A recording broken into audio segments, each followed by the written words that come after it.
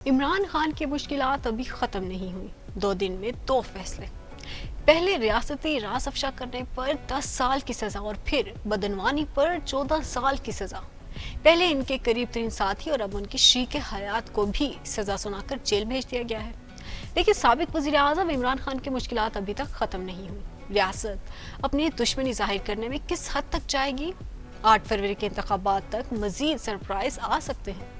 फिलहाल हम सिर्फ बैठकर तमाशा देख सकते हैं कि किस तरह हकाइक, ज़ाब्ता-ए-कार, कवानीन और इदारे इन लोगों की मर्जी के सामने झुकते हैं जो ये समझते हैं कि जब तक वो ना चाहे कोई भी मुंतखब रहनुमा आज़ादी का हक नहीं रखता।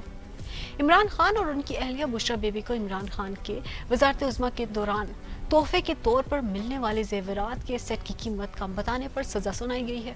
ये फैसला एहतसाब अदालत के जज के जरिए सुनाया गया है, जिन्होंने गुज़िश्ता आम इंतखाबात से चंद रोज कबल एवन फील्ड रेफरेंस में 2024 के इंतखाबात की दौड़ में सबसे आगे नजर आने वाले रहनुमा को सजा सुनाई थी। इस फैसले को गुज़िश्ता साल नवंबर में मंसूख कर दिया गया था। अक्सर मुबस्सिरीन का ख्याल है कि इमरान खान की सजा का फैसला भी ज्यादा अरसा बरकरार नहीं रहेगा। इत्तेफाक से या शायद जानते बूझते उन्हीं जज साहब को इस तरह के एक और केस की समाअत करनी है जो तोशाखाना से हासिल की गई अशिया से मुतल्लिक है। इस मुकदमे में मुतअद्दिद गाड़ियां शामिल हैं जो मुबैना तौर पर नवाज शरीफ, यूसुफ रजा गिलानी और आसिफ अली जरदारी ने तोशाखाना कवानीन की खिलाफ वर्जी करते हुए अपने पास रखी थी।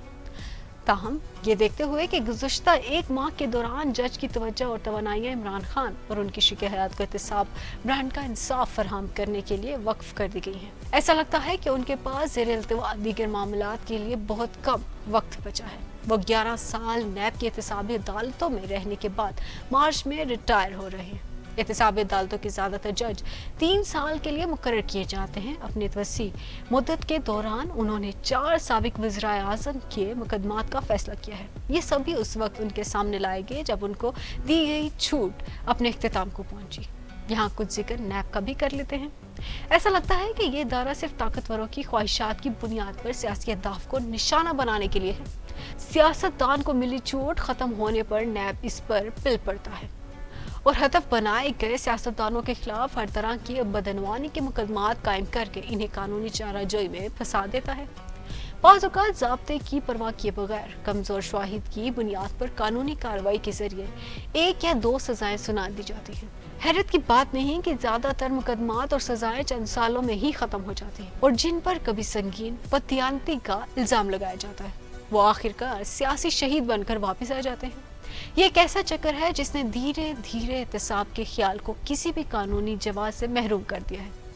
इस ताज़ातिन सज़ा से भी ये लगता है कि कुछ भी बदलने वाला नहीं है। इस तरह की मज़ीद वीडियोज़ को देखने के लिए हमारे चैनल को सब्सक्राइब करना ना भूलिएगा। इसी के साथ दीजिए हाफिज़ को इजाज़त।